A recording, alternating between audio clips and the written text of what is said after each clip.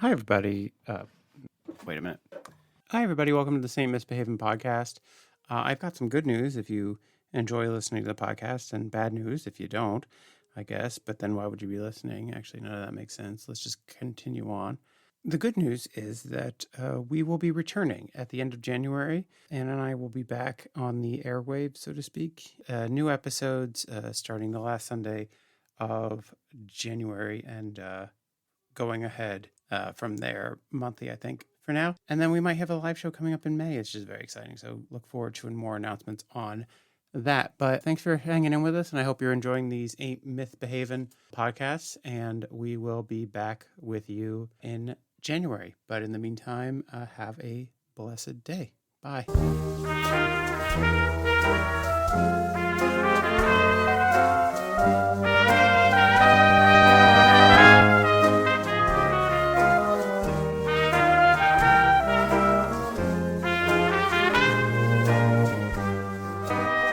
It's intro time. Oh shit, yeah, my job.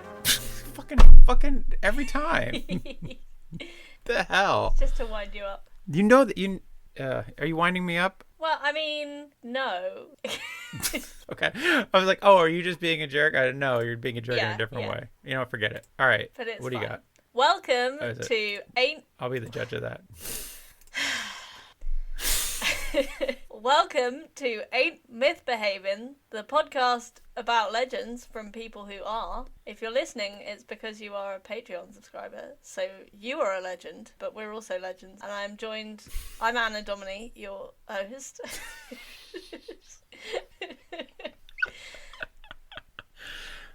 I got a bit carried away. I thought it was kind of nice, but then, because I'm just so legendary that I don't put myself first. That's what that was.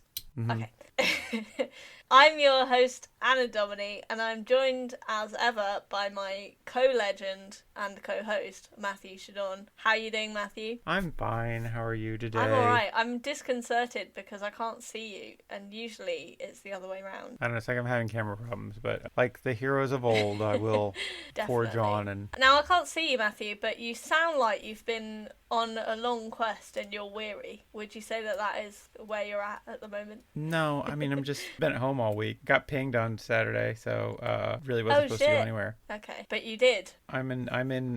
What? Yeah, well, that implied that you weren't supposed to go anywhere, but you did. Oh, I wasn't supposed to go anywhere. I mean, I did. Okay, well, I could go places if I tested. Okay. So I tested, and I was fine, and I did go some places, but I was supposed to limit my travels, and taking a test was really annoying, so it really was a deterrent to going outside. Fair enough. I mean, I feel like... But mostly the journey I'm on is the journey of raising a child, and it's long and arduous, and there's no end in sight. It's excellent. So, quite the Odyssey. Yeah. At least in the Odyssey, somebody else was raising Odysseus' kid. Good knowledge. I feel like I take a test before I go anywhere now anyway. Is that not... Am I overreacting? Really? Perhaps, yeah. I mean, tests are in short supply, number one. True. So but then it might be best. They say take one if you want to do things, but also there aren't any, so gotta work with what you got. But yeah, aside from possibly breaking the law, have you done anything legendary this week? The most legendary, I haven't done anything, I don't know, or heroic.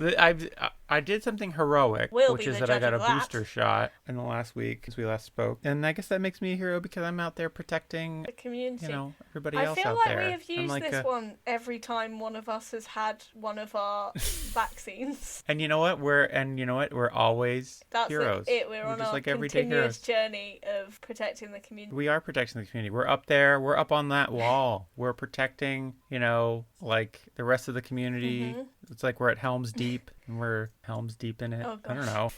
I don't know. Yeah, and I got a booster shot. I don't know. I haven't done much of anything. I've been hanging out at home mostly since I got back from Christmas, and it's been a pretty slow time. I tried to put on a show on Thursday. Yes. And nobody showed up. I met Ruben yesterday because he was getting his bikes out of my garage. They've been there for over a year because they were in my old garage, and then when we moved house, we moved Ruben's bikes as well. And yeah, he mentioned that there was no audience. Yeah, which makes sense. Yeah, it's a difficult time for art to be happening. But that was a non-epic thing that we did. But how about you, Anne? Have you done anything heroic or legendary lately?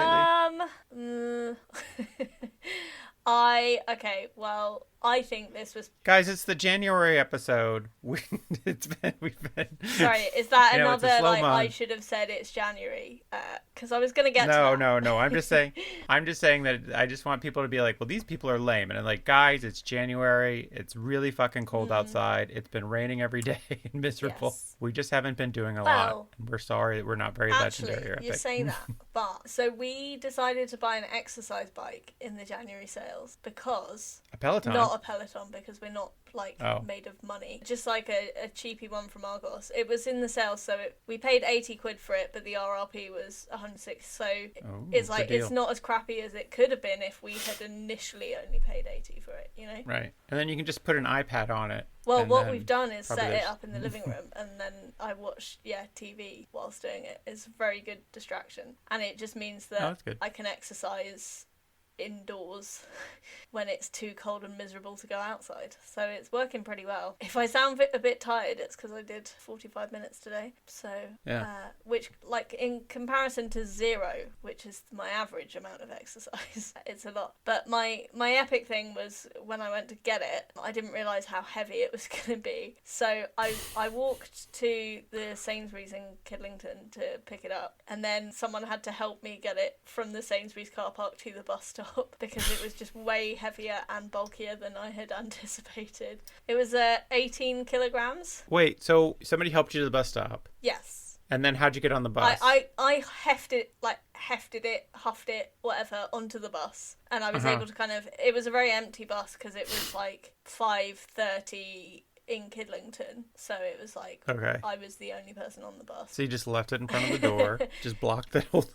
Nobody else could get on afterwards. So it was very COVID secure in that way. And then Danny came and met me at the bus stop on the other side. All right. That was my other question. Well, the thing is, like, it literally took me 5 minutes to get from the Argos click and collect desk to the door of Sainsbury's because I kept having to stop and breathe. And I said to the lady at the counter, I was like, well, if I never use it, I'll have at least done some exercise getting it out the shop, which turned out to be the case. And then did you go, And then someone took pity on me and was like, do you need a hand? Not even a Sainsbury's employee. So initially there was a lady and we held it one end each and she was walking really slowly. Like with one end I would have been able to faster. But so we actually looked more struggling when she helped. And at that point, a Sainsbury's employee was like, hey, let me help, and then just picked up the whole thing by themselves. Why didn't you put it in a cart? Well, I didn't have a pound coin on me. They'll give you a coin. And, like, I don't know, I guess, like, because it doesn't go beyond the boundary. Like, they have special electric things in them now, so you can't take them out of the car park. And I needed to get to the bus stop, which was a bit further. Well, I'm glad that you were able to. It was quite the quest, really, in its own way. Yeah, achieve that quest, and now you have that bicycle. It's so heavy. Like, and ride off into the sunset. Even now we've got it out the box. It's like, we had this initial idea that, because it folds, we're like, we'll have it in the living room and then we'll move it into the corner. And Danny's still adamant that we can keep moving it into the corner, and I'm like, no, we're just going to have it in the middle of the living room forever now. It has 2 small wheels on one, like, side, so you have to if you want to wheel it, you have to kind of tilt it, so then it's still very heavy. And also I'm worried about damaging the floor, so you have to kind of pick it up, really. Yeah, so that was my quest. Semi-legendary. You know, lots of drama. It was raining. Pathetic fallacy. We had several characters join in to help. Yeah, no, I guess, you had a traverse many different terrains. Yeah, that's wow. But enough about me. Tolkien would be proud of you. I'm sure. Well, no, he would have resented the fact it was a machine, so... Oh, yeah, that's fair. Anyway, enough about me, Matthew. Who is this month's mythical/legendary figure/hero? Well, I have been on a journey of exploration in terms of research this week, because I mean, you're not doing much to make people not think we're super lame, if that's your idea of adventure. Well, I don't know. Wait a second, I did an adventure in books. Well, not even books, just the internet. But what I wanted to do this month was I wanted to talk about the legend of the Mothman, which is an American legend. Wow. Set in Appalachia, and it's really I think it's really interesting, and But some of the research material I was looking for, which by research material I mean a Richard Gere movie from like 2003, and was hard to come by. And then, I don't know, like about 15 minutes into researching the Mothman, I got so incredibly creeped out that I had to stop because I was too frightened. Oh my God. So wow. So that was kind of like, it's kind of the opposite of being heroic, I guess, there. So cowardly, I believe, is the Yeah, I guess word? Cowardly would be the thing. Okay. Yeah. So I'm a bit of an anti-hero, as it were. So I gave up on the Mothman, and I switched gears to something that I felt like would be more... Because you said about Richard Gere. Richard Gere. No, I wish, no. I would never switch Richard Gere. He's a national treasure. God, wow, America's really short of those, isn't it? Like, we have, like, Ian McKellen, Stephen Fry, Helen Mirren. You have Richard Gere. We've got more than Richard Gere. We've got Tom Hanks. I guess you got Dolly Parton. We got Lizzo. We got lots of great legends. Fair enough. We had Prince. Anyways, so I decided to go in a different direction that I thought would be more my speed. And so I am going to be talking to you about the Huldufólk. The who now? The Huldufólk. Okay. Are they Scandinavian by any chance? That is Icelandic for the hidden people. Ooh. They are the elves that live in Iceland and are a big part of Icelandic culture and mythology. Have you seen the film Eurovision Fire Saga? No. Really? I'm surprised because you enjoy Eurovision. Yeah. It's the Eurovision movie on Netflix, and I believe it's set in Iceland, and they have a bit of stuff about the elves. So that's my cultural reference point for knowing very vaguely what you're talking about. Well, you'll know slightly more by the end of this episode. That's a promise. So the Huldufólk are elves, and very good pronunciation, by the way.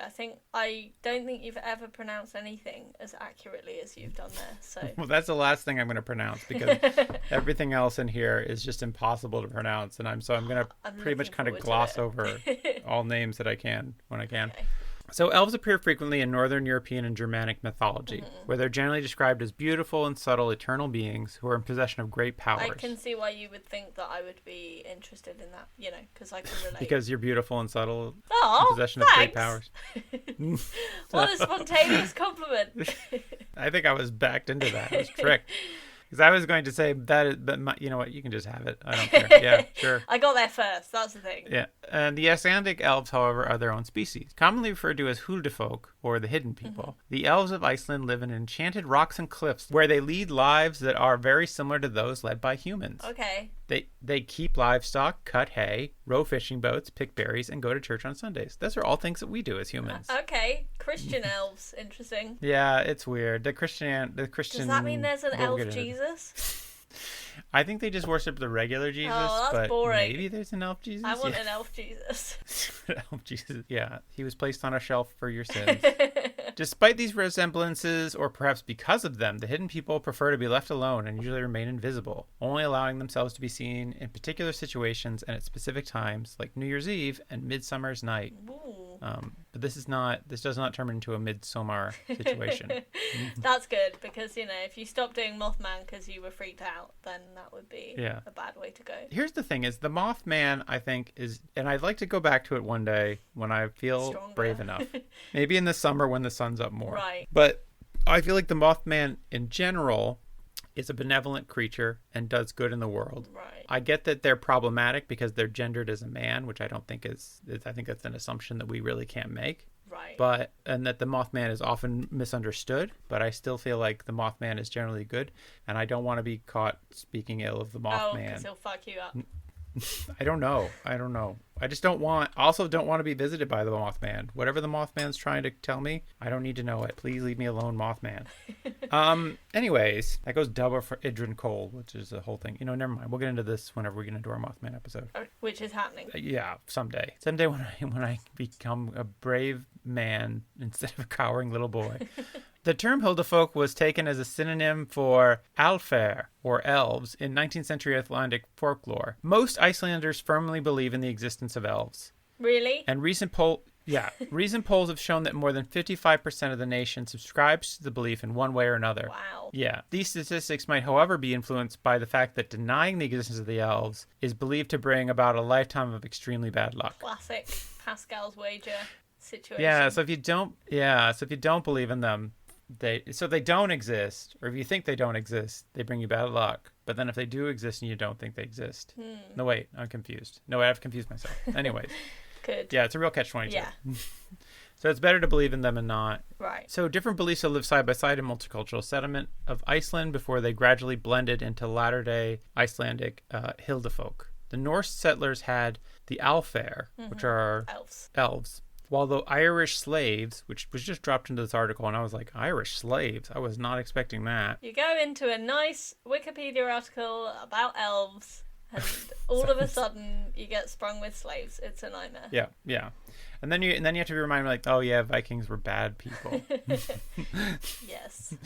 They would just pop on down to Ireland and pick them up some slaves, and then take them up to Iceland, which seems bad. We at this podcast are against trafficking of people. Yeah. Just to make that clear. Different beliefs have lived side by side in the multicultural settlement of Iceland before they gradually blended. I said all this. The Irish slaves had the hill fairies and the good people. Hell fairies or health fairies? Hill fairies. Oh. I see. Hill. Okay. As in the smaller mountain. I think hell fairies sound fun. They sound definitely more metal, which you would expect from Scandinavia. Totally. But no, unfortunately, they are just nice little hill folk. Okay. So they are tiny elves that are magical and dance in elvish jig, encircling toadstools and with the fairy folk. I would like to see you dance the elvish jig, please.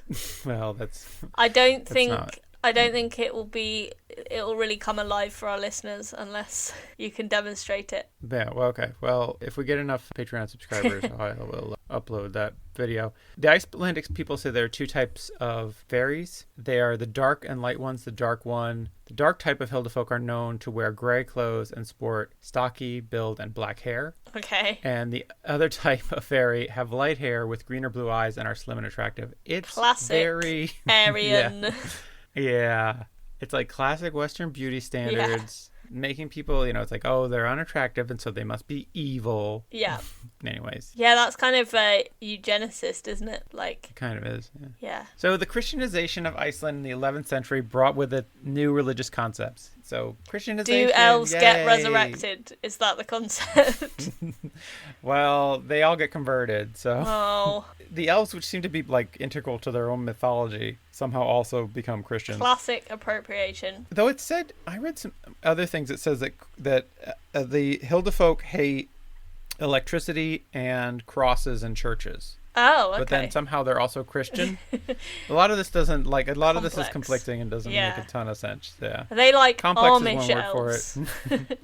Yeah, basically. They're out there just churning butter. Yeah. They're like, we don't go for your fancy modern ways. The Amish are so weird. They have a lot of those in America. I don't guess that's not a thing here in the UK, right? There's no Amish in the UK, right? I don't think so. Not really, or no? I don't know. There's all kinds of weirdos here. There maybe are. Right. Maybe they the Amish got some kind of wooden boat to get here. I don't know. You think they came back? Yeah. The US got too modern for them. Anyways, the Amish are weird. Maybe they came from, Lancaster County, Pennsylvania, and wanted to see the OG Lancaster, which is here in England. Did you just Google Amish people? Yes.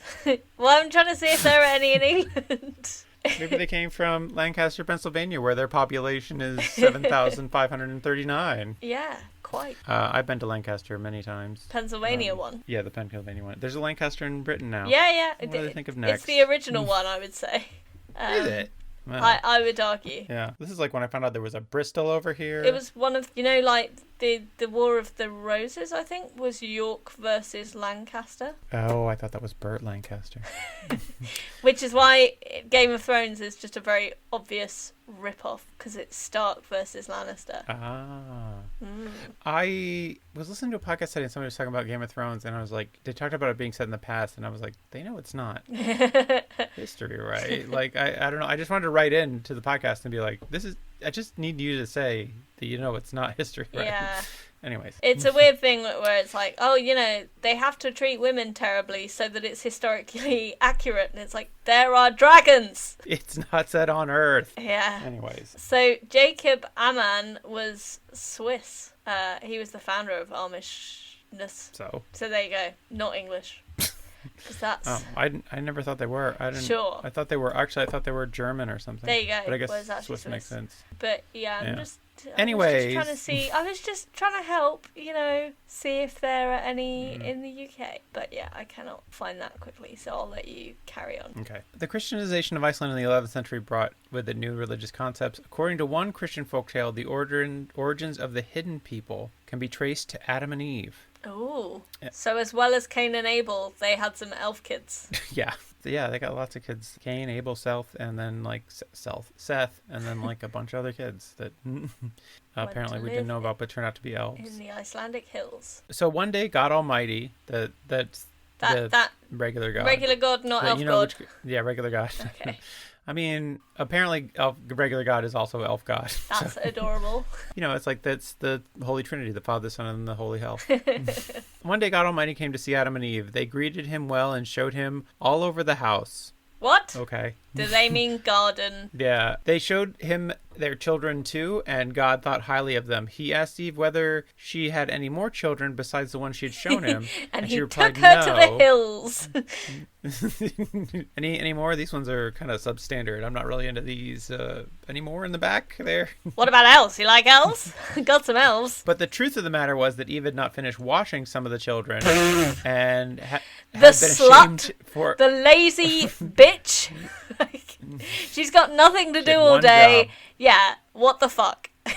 Yeah, she had not finished washing some of the children, and it was a shame for God to see them, because you know how God is all-seeing. You don't want to show dirty kids to God. No, I mean, he famously hates dirt. So yeah, and yet he made all the dirt. What irony! And for this reason, she had hidden them away. Good. God knew this, right? Because he's fucking God. Yeah. I don't know what Eve's endgame was here. Yes. God knew this, however, and he said to her, "That which has been hidden from me shall be hidden from men." Okay. So these children became invisible to mankind, and they lived in the rocks and the hills and the stones and hummocks. The hell's a hummock? Do you mean a hammock? Gotta look up. No, it says a hummock. Okay. Are you sure that's not a typo? A hummock. Oh, a hummock is where you get a blowjob in a hammock. What? That doesn't seem like it belongs in this mythology. No, yeah. A rounded knoll or hillock. Oh, okay. A ridge of ice. Right. Or getting a blowjob in a hammock, yeah. Right. So elves are descended from the unwanted filth children that Eve was ashamed of. But they're good. Yeah. So they were, Eve said, they were dirty one day when God showed up. And so they're fucking cursed What forever. Are the chances? What a nightmare. I know, right? Oh, if he'd have come like an hour later. Oh, God. This feels like it's on God. There's some dark stuff in there about, and my mum had the same experience with a social worker. I don't know. Yeah. Yeah, that's the thing, right? I'm sure that's happened to other people. Well, now they'll be hidden from you forever. Yeah. In the social care system. In the system. Yeah. So, other Christian folktales say that the hidden people originate from Lilith. Who was Lilith? Lilith was this is another legend I'm gonna get into one of these days. Lilith is Adam's first wife. Right. I did not realize that Eve was a remarriage. I thought they were rib mates, It was more that she was cast out and then had sex with a bunch of demons, and she gives birth to all the demons. And that does sound very epic, to be fair. It is pretty epic, and it's all about, I don't know, women's power and feminism's in there and stuff. It's a shame she's got a weird sounding name, because that does sound Lilith? cool. Yeah. That was Fraser Crane's wife in Cheers was named Lilith. Ah, Lilith. Anyways. Yeah, weird. Don't like it. You don't care for it? No. I think it's nice. I prefer, in the Saturn one, we were talking about Nyx. Nyx. That was a better name. So so people say they are the children of Lilith, but I don't know, I guess that would make them demons, because I thought Lilith just gave birth to demons, maybe demons and monsters and also elves. Well, maybe you can breed out the demonness but keep the magic, and that's how you get an elf. I don't know, I've never tried it. To breed out the demonness and keep the magic is also how you keep a marriage going. That's what I say to Danny anytime I proposition him. Yeah. Oh, actually, I forgot I had a note here. Yeah, this is a Talmudic version that originates with the sorceress Lilith, who existed before Eve. The original... I don't want to go too much into Lilith's backstory, because it's a whole thing, but basically, in Talmudic tradition, she was created at the same time as Adam and considered herself to be his equal. And so that wouldn't fly. And then so she had to be thrown out. Right, because for incest. Yeah. So she marries the archangel Lucifer, the fallen archangel Lucifer. Cool. And their offspring are the Niflheim demonic hybrid burdened to live between heaven and hell forever. Nice. Which is, I guess, here. Yeah. Closer to hell at the moment, to be fair. Another legend says that they are fallen angels condemned to live between heaven and hell. So this is a similar thing. Oh, okay. They were angels who didn't pick a side in the battle between God and the devil. And, in the battle between good and evil, inaction is bad action, right? That's the saying. But, it's comfy on that little elf fence. They've got hammocks. I've been listening. Yeah. Yeah, I mean, I don't know. So they're cursed, I guess, to live in Iceland, where they have no solid form, but they can have solid forms that they want, but they normally don't have bodies. Okay. I mean, to be fair, I feel like not having a body gets rid of a lot of problems. I know, right? Sometimes it'd be nice to not have a body. Yeah. But they don't have to worry about irritable bowels or flu or anything. Right. Okay, well, there was one folktale that I read that tells this where this story comes from, and it's that a traveler was traveling in Iceland, as travelers do, as one does. He needed a place to stay for a night, so he came across a farmhouse where there was an old woman who lived there, and he had 3 beautiful daughters. And when I was reading this, I was like, is this one of those farmer's daughters jokes? Yeah. Anyways, but then he was like, hey, can I have one of your daughters to keep me company tonight? And the lady was like, well, I don't see any problem with that. Sure thing. But when he tried to embrace the daughter in bed, his hands went through her. Ooh. And she was like, oh, yeah, I'm actually one of the hidden folk. We're actually all hidden folk, and it turns out we used to be angels, but we decided not to fight the battle between God and the devil, and now we have no bodies. Oh. So there's your problem. I see. Fair enough. Now do you want a body? I mean, still no, probably, because, to be honest, if I had to choose between, never having sex again versus, never having any kind of bodily ache. I guess, I guess so, yeah. It's, wow. it's a tricky one. That speaks very poorly of Danny. Yeah. It's rough. It's a rough thing. Don't let Danny hear this. Anyways, there are 4 Icelandic holidays considered to have a special connection to the hidden people: New Year's Eve, 13th night, which is January 6th, Midsummer night, and Christmas night. So the elves so that's kind of half Christian and half pagan then. Yeah, kind of, yeah. Anyways, so 13 days before December 24th, the children will leave their shoes by the windows so that the 13 Yule lads, we're just going to say Yule lads, can leave small gifts in the shoes. Excellent. The Yule lads... They're just fucking shotting eggnog the whole season. Yeah. Lads! Yule. Yule lads. No, they're like lads. Are the sons of Grilja and Lupaluja.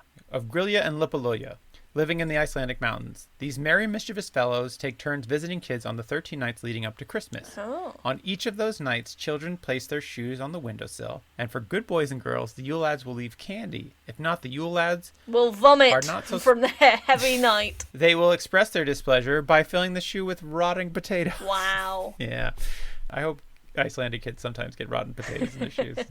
They should expand the mythology to include all rotting food, so then it's just a useful way of getting rid of food waste. I mean, I don't know, I just feel like a rotting potato feels like the most European, medieval European thing. Yeah. To be like, oh no, my rotting potatoes. I don't even know what that accent was. This is my Icelandic accent. You knew it's rotting potatoes. It was offensive to so many people. I think the thing is, if I go so wild, then it doesn't offend anyone. Yes. I don't know though, because I've had potatoes for a long time, and they just sprout little sprouts and then you cut them off. So I don't think I've ever seen a rotting potato. I mean, they get a little soft after a while. Sure, but then you just boil them. Makes them easier to mash. Then mash them up. Yeah, maybe. Maybe that's the thing. It's then you need to... I don't know. For some reason, I feel like that, for a period in European history, a rotting potato was the highest insult you could give someone. Fair enough. It was like spitting in their face. Don't trust that man. He's a rotten potato. He is. Oh, yeah. So, the Yule lads were known for a different kind of mischief. Mm-hmm. And apparently the Yule lads were a lot more creepy than they are today. Oh. So today they're kind of like fun children's stories. But in 1746, parents were officially banned from tormenting their kids with monster stories about these particular creatures. They just got carried away. That was like, think about this. Think about like, this is the government of Iceland is like, holy shit, you guys have gotten too dark with the Yule lads. Someone is going to have to intervene here because this is not okay. Yeah. So, but today they're mostly benign. They've been real Disneyfied, you know. For shame. I imagine it's a loss for the culture. Before they were like, they'll come and cut off your toes, the Yule lads will. What? Look, I got a toe here that got cut off when I was a boy. Anyways. That is terrifying, to be fair. So mostly they're benign now and pretty Disneyfied. So there are 13 Yule lads. What would you think the Icelandic government would think of you buying that Eric toy? Was it Eric or Derek? Because Eric. that is pretty terrifying. And the doll with teeth? Yeah. The stuffed animal with teeth, I guess, or stuffed monster with teeth. Yeah, that's probably illegal in Iceland. If we ever went to Iceland, that would be stopped by immigration. Yeah, they'd swap it out for a rotten potato. Be like, this is the most trauma you can do. Soz. They've got a creepy sniffing dog there. They're sniffing my luggage, and they're like, it smells like something in here has realistic human teeth. Are you trying to bring something in with realistic human teeth? And like, I don't know what you're talking about. Very creepy. Thankfully, I stuffed him into a condom and then put him up my butt. Wow. I didn't do that. I feel like you did, because I don't know where you would have got that from if you hadn't. So that's a classic drug trafficking trick. You know what? I don't need to tell you everything about my previous life. Have you been to, I meant to ask, have you been to Iceland? I have not. I've been to Finland. Nah, that's the closest very I've been. Different place. If that's the closest, I think now you're closer than if you were in Finland. Really? Oh, yeah, you're I closer guess to so. Iceland. So I've been to Scotland. Then that's the closest you've been to Iceland. Okay. Anyways, so there are 13 Yule lads. Okay. And I was only going to tell you a few of them, but they're all so good. They're all pretty great. I'm just going to tell you them all. Okay. And are they elves? Because they, I think, are trolls. Oh, okay. So the Huldufólk are, I think, a kind of catch-all for elves and trolls and things. Right, okay, like magical little beings. Or are they just elves that go and sass each other on Facebook? Yeah, that's it. So, yeah, there's one actually here that is a guy who tries to talk you into suicide. Wow. It's a really, really dark troll. Anyways, so there's Sheepcoat Clod, who tries to suckle ewes in the farmer's sheep sheds. Right. There's, as in, like, so each one of these, he's trying to suck the sheep titties. Yeah. Okay. Well, they're called teats on sheep. But yeah. That's just moving some letters around. Titties, teats, potato. They each have their own mischief that they get up to. Okay. So he's the sheep teat sucking one. Right. There's Gully Gulk, who steals the foam from buckets of cow milk. Is all their mischief dairy based? No. Are there any vegan elves? Maybe, I don't know. Actually no. There's Stubby. He's short and steals food from frying pans. Excellent. There's Spoon Licker. He licks spoons. Wow, I could not have guessed that from his name. That was mind-blowing. There's Pot Scraper or Pot Licker. Sorry, who steals on what? Pot Scraper or Butt Licker? Pot Scraper or Pot Licker. Oh, okay. He steals unwanted pots and licks them clean. That hardly seems like mischief. It seems like actually, thank you. That's what most people get dogs for, right? Yeah. There's Bowl Licker. He steals bowls of food from under the bed. What are they doing under the bed? Okay, I feel like if you don't want a troll stealing your food, don't keep it under your bed. Simple. Yeah. Or just dump that food out or put it somewhere. I don't know. It's apparently in old days, Icelandic people used to store bowls of food under the bed, which I don't know how many times you accidentally confuse that with the chamber pot. Oh no. Either way. Oh God.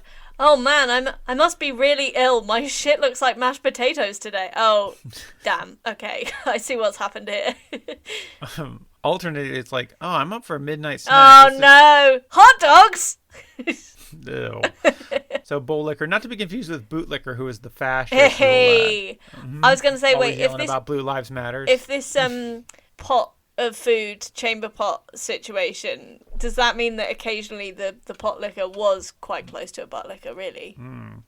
Maybe it makes you think, really. Anyway, yeah, so the bootlicker one, as you say, a fascist shill. Yeah. There's Door Slammer. He stomps around and slams doors, keeping everybody awake. There's Skewer Goobler. He goobles your skewers. Skewer Gobbler, rather. Oh, he Skewer gobbles Gobbler. your skewers. Yeah, he gobbles up all the skewer. He eats up all the Icelandic yogurt, which is known as skewer. Oh, okay. They're very dairy-based. Well, except for sausage swiper. You'll never guess what he does. Does he clear up poos from the chamber pots? No, he steals sausages. Come on. There's door sniffer. He sniffs all the doors. Nose. All the doors. Oh, doors. The door sniffer who has a huge nose and he has a huge nose. I wonder if that might be an anti-Semitic trope. Yeah. It says he's got a huge nose and he steals gold. Wow. He runs the banks. Interesting. Oh, Meat Hook, which is a great. Honestly, that's the best name. Meat Hook. He snatches up any meat left out, especially smoked lamb. So him and the sheep titty licker one, they team up, and it's a bad time for the sheeps. Yeah, it's a pretty bad time for sheep in general. I mean, do you think these guys get together and they like pool all their food and make a nice meal, or do you think they're just eating stuff? Like Sausage Swiper only eats sausage, and Skurgoobler, he's only gobbling Skur Gobbler, he's only gobbling skur. There's Candlebeggar, who steals candles, which are a much sought after item in Iceland. I don't know why it says this. Because it's dark. It's dark there all the time. Yeah, fair. And finally, there's Window Peeper, the most problematic of all the Yule the cheekiest Yule lad. He likes to creep outside windows and sometimes steal the stuff he sees inside. Wow. So, including women. What a creep. Mostly underwear. He's very problematic. These days there's only 12 Yule lads because he was canceled. The Window Peeper got canceled. Excellent. People and frankly Door Sniffer is not far behind. He's on his way out. One more transphobic comment and he's gone. Yeah. So they get 13 days of sweets in their shoes. Okay. But also all the meat is missing. Yeah. But then they lost out on sausages. I think these are only if they're bad, they get their sausages stolen. Oh, okay. Or whatever, to be honest, like, I would say, like, I don't know, when I'm hungry, generally now, I would prefer savoury snacks to sweet ones. Mm-hmm. So the stealing the sausage would upset me more than the bringing the sweets would, like, bring me cheer. Right. But again, I think it's just if you're bad, so... Yeah. So we're in the clear, for sure. Also, stealing the sausage sounds like a euphemism. Yes. Anyways, so it's not all fun and games with Icelandic Christmas traditions.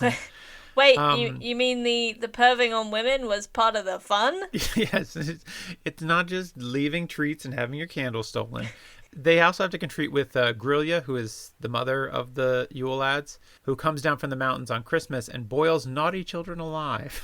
That's extreme. It's a bit extreme. It does feel like I don't know what a child has done to deserve 3 strikes and you're boiled. Yeah. Yeah. You didn't finish your dinner. Boiled alive. Pick up your room or boiled alive. Yeah, it feels... This is probably why this was outlawed. Yeah, I see. Other descriptions of Grilja says that she has 300 heads and 3 eyes on each head. That's 900 eyes. 900. Good job. Good work with the math there. I'm proud of you. Thank you. Yeah. She kidnaps children, and she and her husband, Leopopolo, Lepopolui, I don't know, her husband, I mentioned him before, put them in a large sack. Other accounts claim that she has bad nails on each finger. Ooh. Eyes in the back of her head and horned like a goat. Okay. Does that mean the sheep licky Yule lad tries to get with her? No. It wasn't sheep liquor. It was... Sheep titty sucker. Sheep coat clod. There we go.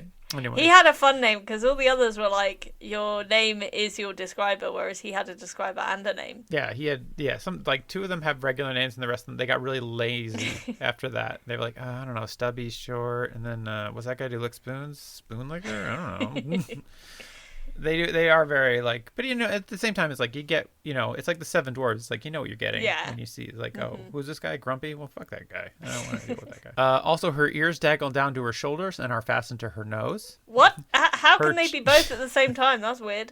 Well, they're long enough to hang down to their shoulders. Oh, okay. But then they're fastened to her nose. Okay, makes sense. Or maybe that the ends are fastened to her nose and then they droop down in the middle far enough to touch the shoulders and then back up to the nose. She could wear so many earrings, though. Think about that. Like, that's pretty nice. Yeah, like 100 pairs at once. And that's really neat because, like, if you're trying to decide between earrings and you only have one hole in each ear, You have to make some hard choices. She doesn't have to do that. Yeah, but her chin is bearded. Whose isn't?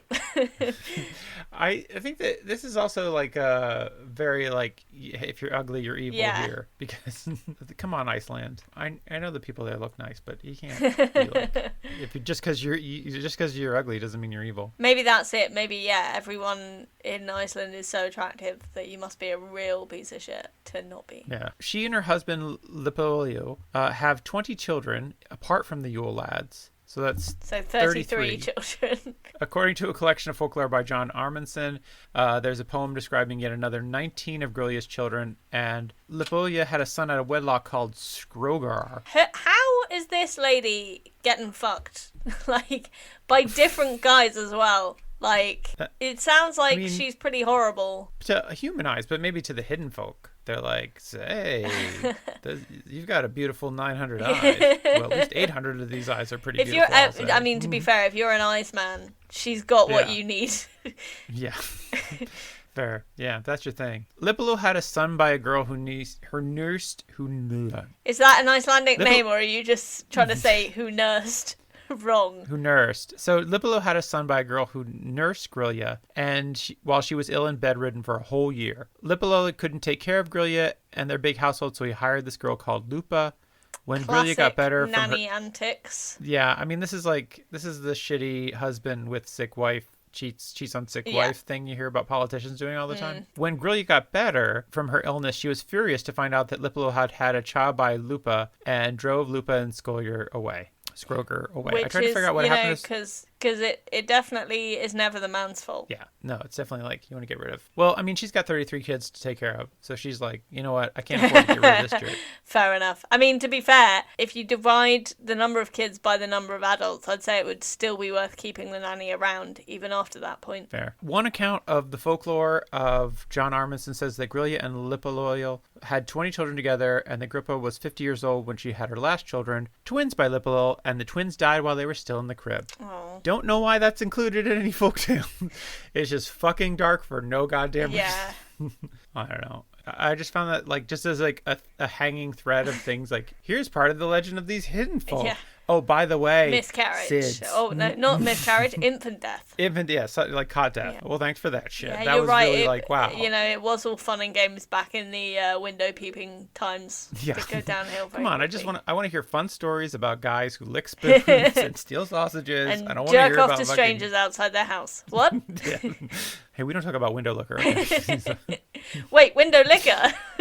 window peeper. Yeah, and by night he becomes window wanker. Yeah.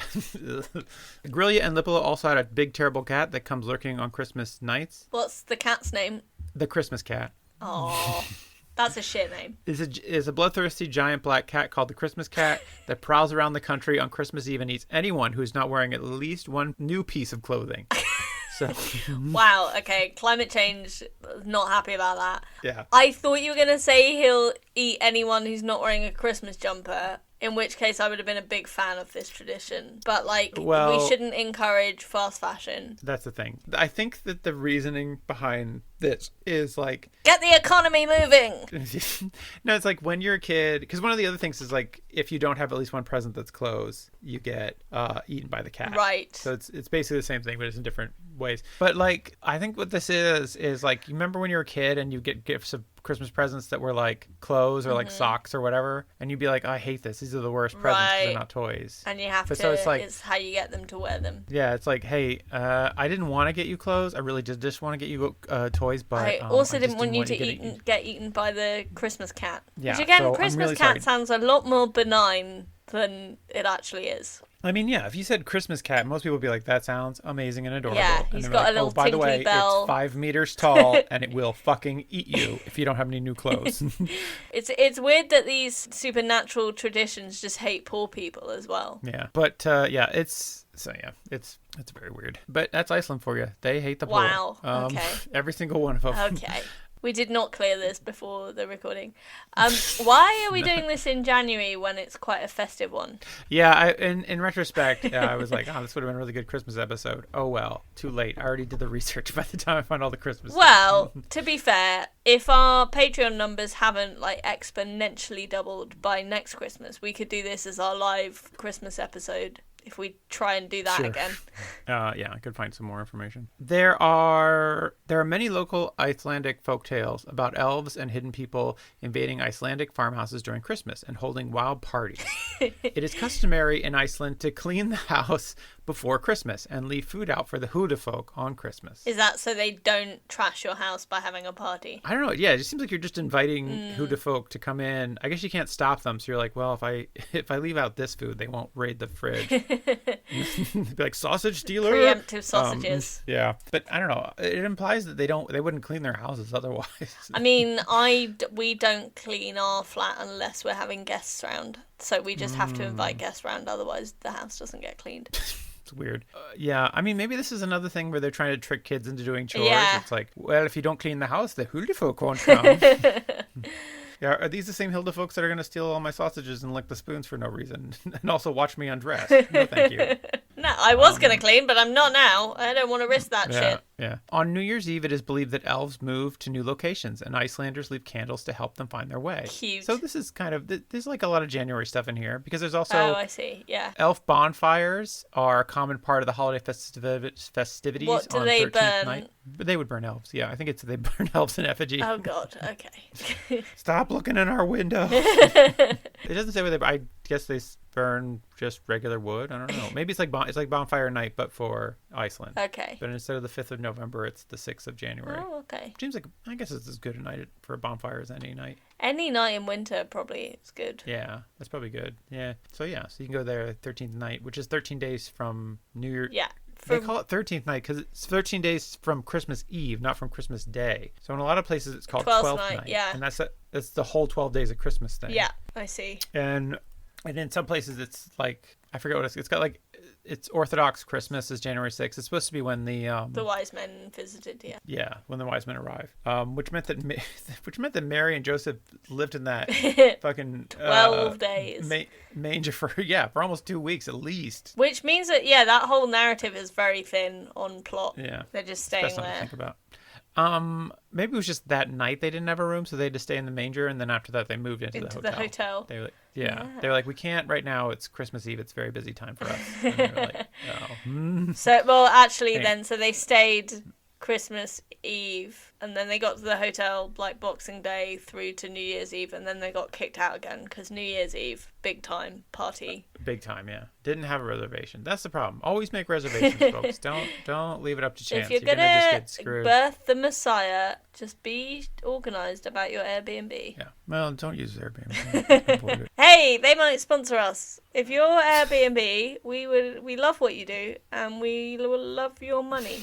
Yeah, we love the way that you distort local property markets and price out the poor from living in cities. Great job, Airbnb. Thank you for doing that. Anyways, on Midsummer Night, folklore states that if you sit at a crossroads that leads to 4 different churches, elves will attempt to seduce you with food and gifts. Excellent. Yeah. How many crossroads lead to 4 different churches? Are there a lot of those in Iceland? I would think that in, earlier centuries, like that was pretty much every crossroads. But yeah, I don't know. This one dead ends at a quarry or something. So it's like, we got 3 churches and then fuck. This one just goes right into the sea. Shit. But you can't just have every crossroads. I don't know. Yeah, fair. Also, the crossroads where you can meet the devil and sell your soul to become a great blues musician. So just FYI, everybody. There are grave consequences for being seduced by their offers, but great rewards for resisting. All of this is vague. See, the thing about fairy folk, and this is kind of a general catch-all for fairy folk, and this is good advice you can just take out in the world. Good. Is never tell them your name and never accept any food or gifts from them. Right. So this is just general rules about fairy, because then you'll be seduced. They will have magic control over you. I see. But I don't know if you get a great reward for resisting. How do you know? Because if they're like, hey, take this food and these gifts. And it's like, no, thank you. And they're like, hey, you win. You resisted. Here's a gift. And I'm like, wait, is this a trick? Is this still part of the temptation? Also, is this part of the temptation? What if you're really hungry and what you need right now is food, and then the prize is like a house, but you already have a house? Right. But if you have a house, why don't you have food? Well, because you could be on a journey and have run out of your food. Fair. I don't know. Don't think they thought that through. Yeah, it's good thinking. Yeah. I don't know. I feel like if you're just going, hanging out at crossroads, I think you have to go specifically to a crossroads. Okay. I think it's the idea. Is that you're right, I so think you people don't are need seeking the this food. out. Probably not. I don't know. This is how you spend your New Year's. So, Fair enough. Would be quite COVID secure because you're outside. Yeah. So I think that's a good idea. We should have promoted it this New Year. Yeah. You can still see fireworks from the crossroads. True. And you might get a prize from an elf. So win-win. Excellent. Several scholars have commented on the connections between hidden people and the Icelandic natural environment. Ooh. Oral tales concerning Icelandic elves and trolls no doubt served as warning fables. They prevented many children from wandering away from human habitations and taught Iceland's topographical history and instilled a fear and respect for the harsh powers of nature. Ooh, I like that. So it's like, it's a lot of like, they live in rocks, those rocks that just you'll fall off into the sea. So don't play in the rocks, basically. Huldufólk are not so much supernatural as they are ultranatural, which sounds more like a beer or something. Coors Ultranatural. Representing not an overcoming of nature in the hope of a better deal beyond, but a deep reference for the land and the mysterious powers that cause fertility and famine. Nice. That in a landscape filled with earthquakes, avalanches, and volcanoes, it is no wonder that the native people have assigned so much secret life to the landscape. Okay. There are many unseen powers behind such unpredictability and such cruelty. So they're just very like poetic. This is a classic thing with mythology where it's just like, why is this happening? Yeah. Why does this keep happening? Why does fire shoot out of the ground? Make it make sense, and then it's like, okay, well, how about this? And then it does make sense. And then whoever is like running the show then is just like, yeah, it's elves, right? Yeah. Oh man, that makes sense, right? Yeah. No reason to freak out. It's just the elves. It's all fine. Just the elves. Come on, guys. Come on. It said that this is an example of syncretism. Syncretism. When you splice several creeds together. Yeah. So Christianity and spiritualism and Icelandic folklore have all kind of like been mixed together, and somehow it's all like makes sense. It's like, well, there's elves, but somehow that fits into God's plan. Yeah, that's interesting because it's like, oh, nature has a life of its own, but it was created by God. Yeah, but I don't know. We can do whatever we want to it. The hidden people legends of the 18th and 19th centuries showed them to be near mirror images of those humans who told the stories about them, except that they were beautiful. Except that they were beautiful, powerful, alluring, and free from care. And excellent at storytelling. Just like me, in fact. Meanwhile, the Icelanders were often starving and struggling for existence. So they were just like, they're just like us, but better. Not miserable. Yeah. There's this thing within Iceland where there's this long history of folk tales, and there's also like this incredibly detailed genealogy in Iceland that exists, I think, almost nowhere else in the world. And part of the reason is that like it's fucking dark there 90% of the time. For part of the year it's just like really fucking dark, so you're just sitting in a house like shooting the shit. So you're just so they've had time to just kind of sit down and write out their genealogies. Like, I guess I had nothing better to do.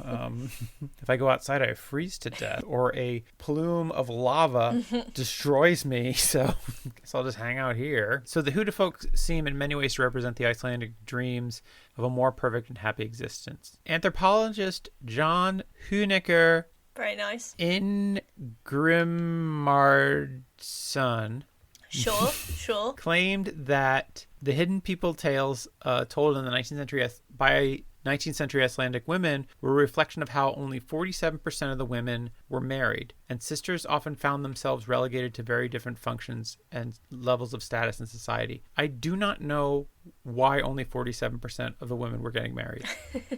Because what else was there to do? But like, what are there just not enough men? Is this the thing?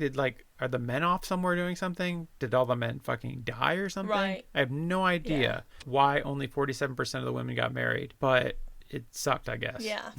Not that you have to be married to be happy or whatever, Sure, but at the time, you kind of did. Maybe the rest of them were nuns. Maybe. Elf Well, nuns. it says the vast majority of us. I actually tracked down the original article that this citation comes from. Right. Good research. Yeah, which was something called the Icelandic Weekly from 1995, which had an article about the speech, the talk this guy had given. Right. The Icelandic Weekly was a Canadian, Iceland-based weekly journal that was pretty fun to read. Anyways, this is how great print used to be before the internet. You could have a weekly Icelandic journal just for Canadians. So anyways, sisters often found themselves relegated to very different functions and levels in society. The vast majority of Icelandic girls were shunted into supporting roles in the household. He goes on to say these stories justified the differences in roles and status between sisters and inculcated the young girls the Stoic adage to never despair, which was a psychological preparedness many would need as they found themselves reduced in status. Wow. So they were like, hey, you want to hear a fun story about elves? Great. It's going to prepare you for how shit your life's going to be. Oh, this is not as much fun as I thought it would be. Yeah, it would prepare them for the reduction in status, the denial of power, and the lack of an outlet for their sexuality. Okay. At least their sexuality as in marriage, like a societally accepted sexuality. Thereby sometimes having to rely on infanticide to take care of unsolicited and unsupportable effects of their occasional trysts. Okay. Yeah, an element related in Huldufólk stories. Sure, so basically, the lady that eats the children. Yeah, the lady that eats children. Yeah. So yeah, it's but basically a lot darker than it seemed on the surface. Yeah, it really was. I thought you'd enjoy that. It's just like, hey, turns out the patriarchy was the real monster all along. Maybe the real monster was the misogyny we made along the way. Exactly. Anyway, so others say that it's an idealized Icelandic identity, where women know their place. And it's seen as a source of pride in the unique and pure nature of Iceland itself. So, okay. Anyways. Cool. Well, thank you. Wait, did you have more? I've still got more. Yeah. I've got modern day stuff. So this is Iceland that's, and the Faroe. Huldufólk in tradition. What about modern day interpretations, Matthew? Wonderful. Thank you. I did that. That was spontaneous. I don't know if you can tell. Yeah, you're doing great hosting here. Thanks. So I don't know if I said this before, but I meant to say it's not just Iceland; it's the Faroe Islands, which are very. I think the Faroe Islands are British, right? I don't know. I thought they were part of. They sound like they should be Egyptian. That was a joke. Oh yeah. They're part of Denmark, according to Wikipedia. Oh, are they? Yeah, but they're between Scotland and Iceland by the looks of it. Yeah, I know that they're really far north. They're like north of Shetland. Yeah. But I didn't know if they were still part of the... Okay. This culture also... it's not just Iceland, it's the Faroe Islands. I feel like I didn't say that before. Yeah. But they say that... on the Faroe Islands, they say the hidden people vanished in the 1950s when electricity was brought to the island. Right. Because as we've said, the hidden folk, they hate electricity. Yeah. The hidden people... our lives living in an elvish paradise. Wow, okay. Anyways... I feel like our episode should involve more singing, so...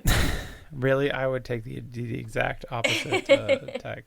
At least the singing is relegated to the Patreon mostly ones. to the Patreon episodes. Yeah. The hidden people are known to be extremely protective of their homes and will cause great harm to those who disturb them. That's good. In fact, good way of encouraging looking after the landscape, isn't it? I suppose so. Or to encourage NIMBYism. They're just like, stop building flats or the elves will come. Yeah. I love the ideas of elvish hillbillies just with a shotgun being like, get off my lawn, get off my property. I'll eat your sausage. I'm going to look in that window, see if there's something worth stealing. You know, the only thing you think it's worth stealing is panties. I know, but it's still worth stealing. Anyways, Icelandic hillbillies, folks. Heard it here first. It's been thoroughly documented in building projects in Iceland are frequently altered to avoid causing damage to enchanted rocks and cliffs, which the hidden people have made their homes. That's adorable. So big construction firms are like, gotta respect the elves. Yeah, there's a road that goes along perfectly straight and then has this crazy U and it just goes around a rock. Yeah, every roundabout in Iceland there's a big rock in the middle that's like, that's where elves live there. We can't do anything. During road construction in Kopaverger. Sure. In 1971, a bulldozer broke down. The driver placed the blame on elves living in a large rock. Nothing to do with the fact he was also drunk at the time. It's like Larry, did you just forget to fill the tank on the bulldozer before you brought it out? Like, no, it man, was the Huldufólk. The Huldufólk, they did it.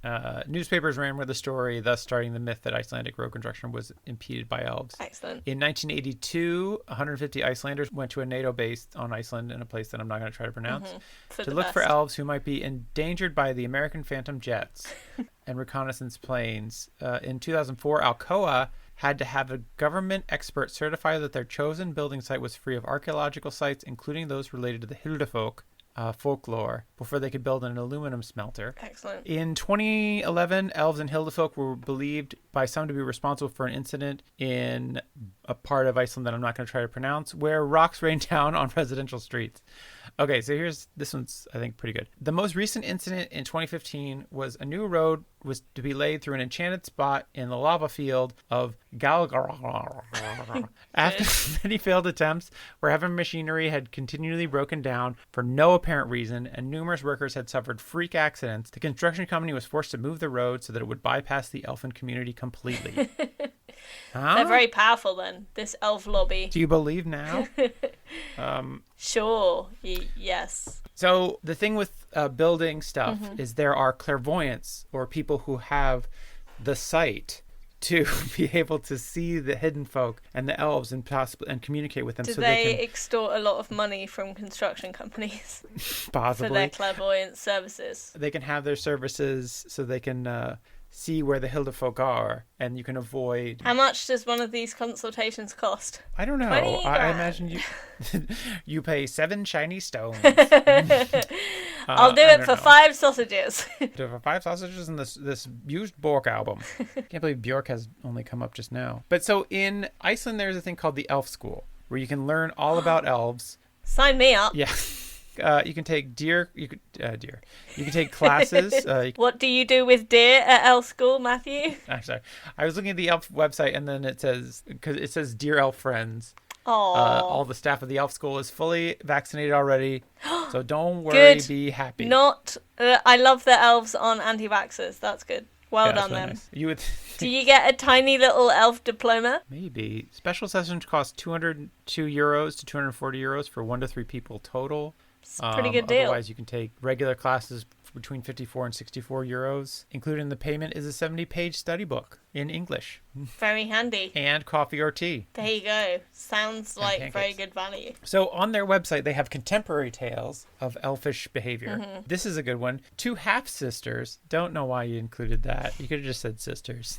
It's a very different thing, okay? If you got different dads or mums. Is it? I guess whole so. different I don't know. Did you know that my cousins are genetically my half siblings because my mum and my aunt are identical twins? Oh, I didn't know that. No, that's very There's weird. a fun fact. So I have 4 cousins who genetically are like half siblings to me. Yeah, okay.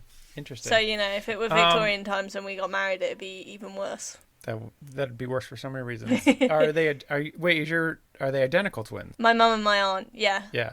Okay. So 2 half sisters. I don't have any half siblings. I'm sorry. I spoke so lowly of about them. it. Yeah. I apologize. Yeah, you take that back. I didn't realize it was such a big deal. Sorry. So 2 half sisters, Halbera and Poria. They've got last names, but we're not going to go into that. Sure. Because one of these last names has 1, 2, 3 accents in it. And about 20 letters. Yeah. Lived on a farm in Alfretur. They were clairvoyant and claimed they could see things invisible to other people. They even said they saw hidden people. One New Year's Eve, they were alone in the house as all the others had gone to church. I was about to say, they didn't get invited to any parties, but actually they're the cool ones by the sounds of it. Well, they knew how to party because as the sisters were about to play cards... Oh, there we go. Is that fair? Does sound like a fun night. Yeah, I think that's what most of us probably... After dinner, I went to bed and woke up at 11:45. Nice. And then so just got up to say Happy New Year to my wife and then watched some fireworks with them. And then I was like, okay, I'm out. So anyways, the sisters were about to play cards when Poria suddenly couldn't keep her eyes open and fell asleep. At the same time, Hala heard some beautiful singing. She went to the window facing west and looked out and spotted a group of people singing on a nearby hill. They looked very dignified and walked slowly past the house at some distance. They continued eastward and continuing their singing during their march until they finally disappeared. Poria woke up feeling much washed, refreshed after her sleep. Right. Could they have just been like carolers? They could have been, yeah. I'm an old cynic. Well, I know you're cynical, and the elf school has prepared for this because parenthetically at the bottom of the story, it says these sisters were good and trustworthy women. Oh, right. Okay. Fair enough. I take it back. There's a story about elves setting out bed sheets and other laundry for drying. That's handy. An elf lady What if you like just accidentally leave it in the machine and forget to hang it out? They'll do it for you. Like, oh man. They're like, oh, they went to work for the day. They left the stuff in the washer. That would be horrid. It's gonna be so mildewy when they get back. Gross, yeah. I'll just hang it up for them. It's fine. I'll just do it this one time. So they've given me so many good sausages and sheep nipples over the years. I'm gonna do them this solid. So yeah, a lot of these are very long, but I'll just read you the headlines. An elf lady provides coffee for the assistants at childbirth, so that's nice. Have an elf doula.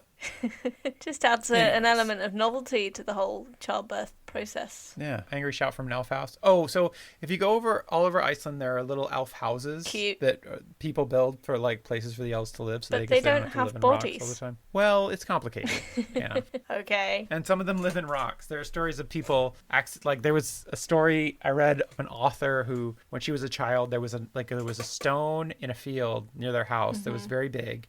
And it was said to be an elf home. And so, like, the field around it was mowed, but there was, like, a patch around the actual rock that wasn't disturbed. Right. And the rock was never disturbed.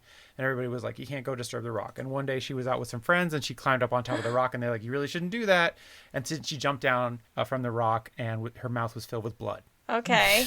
I mean, that could have just meant she wasn't very careful when she jumped. I don't know. She says it was elves. What am I supposed to believe? Had she been drinking? She was a child. Oh, right, okay. I thought it was a woman. I mean, she was an Icelandic child, so I guess, it's cold there. What else are you going to do to keep warm? I can't think of another thing. Anyways, so the Huldufólk, they are fun. Elves, quite dark. Until they're not. Yep. You give them a wide berth, I think is the lesson here. They're here to help. Sometimes. I don't know where they land. They're chaotic neutral, these elves. I don't know. There's good ones and bad ones, and I think it's situational. They're just like, because they're people. Mm-hmm. Elves are people too. What? In that they, sometimes definitely exist. Yeah, they definitely exist, and sometimes they're good and sometimes they're bad. It's really situational. There you go. So anyways, Anna, did you think this was a sufficiently epic tale that I told you today, or legendary? I think there was definitely a lot of magic. So from the mystery point of view, I would say it was pretty legendary and very mystical, which I guess would mean it was also mythical. Very mythical, I think, yeah. Definitely. And yeah, I think it's that there are definitely some elements of this that would be fun to incorporate into your festive traditions. Right. More fun than some of the more boring Christian ones. Yeah, I think. And I think, again, it's like, as with previous person we've discussed that I can't remember now, a good figurehead for us introverts, because they like to be left alone but also have fun. So, like, they've got a good sense of their boundaries. Yeah, I think that's true. I think that the idea of having a shoe full of candy 13 days in a row, even if it's just one piece of candy. I hope it's wrapped. I don't want people pouring unwrapped, like pouring Maltesers and jelly beans like straight into my stinky boots. Fair. I think kids' shoes smell really bad compared to adult shoes. I think there's just so many like kids are just getting into so much stuff, and they don't bathe as much, and they got hormones and shit. Yeah. And weird sweat. I think that when I was a kid, I feel like my shoes smelled much worse than they do as an adult. Right. That could have just been that you learned how to wash better, I guess. See, all this is true, but I mean, this is true of all kids, right? So I do think that maybe putting candy in a kid's shoe isn't the greatest idea. Also, because they're probably already quite sticky, aren't they? Kids' shoes, so it would make that worse. The threat of cannibalism is not great. No. It's like, you see why they outlawed this, right? Sure. I mean, eat the rich, but not everyone else. But not kids. I think that cannibalism shouldn't be part of the Christmas holiday. Maybe maybe that's my you prude. Yeah, no. Maybe I'm just not into tradition as many people are. I think that you're not as patriotic. I think that I'm kind of more of a modernist when it comes to Christmas in that way. I just don't think that we should be threatening children with their own demise. But yeah, I think that the Huldufólk sound pretty fun, and it must be a fun way to live up there in Iceland, believing that there are fairies. Yeah. I don't know. I mean, Well, it's a way to pass the time when you're just sheltering from the cold and the geezers, that's true. as you said. Did you say the geezers? Maybe that's like one of the slogans is like, don't hang out with geezers, hang out with lads. You lads. Why are you saying geezers? You'll love them. Why are you saying geezers? Because that's like the you mean things geysers? that shoot out the ground. Sure. But like, look at, I mean, the pun works better if you pronounce it geezers. Fair. And maybe that is actually how they're pronounced. Let's see. Anyways, yeah, I think it is. Yeah, come to Iceland. You might see a fairy or an elf or a troll. Is that part of their like tourist board? Sort of how they... I mean, I found a bunch of Icelandic tourism websites. Nice. There was just information on the Huldufólk and a lot of tourism websites. So I think it is a big part of the tourism in Iceland. Nice. Anna, thanks so much for listening to my rambling tale of Icelandic folk legends. Well, Matthew, thank folklore. You so much for sharing. And yeah, it's been a good month. Look forward to next month. Yeah, and someday we'll get to that. Guys, keep subscribing. Thanks again for subscribing, and please keep subscribing, and one day you'll get that Mothman episode when I get the courage to do it. Which, by exploring legends, eventually you'll get there. Yeah, eventually I'll run out of stuff to talk about. I was going to say you'll be sufficiently inspired to heroic actions. Perhaps. But either way. Anyway, well, everybody out there, have an epic day. Bye! Bye.